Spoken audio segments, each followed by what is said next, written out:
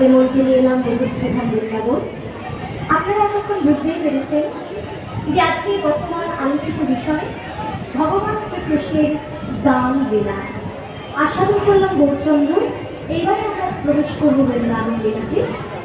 আজকে আমার প্রাণ গোবিন্দ সখাদেরকে সঙ্গে করে, ধেনু বৎসমূলিকে সঙ্গে করে গোচারণে বিনোদ খেলা খেলছেন।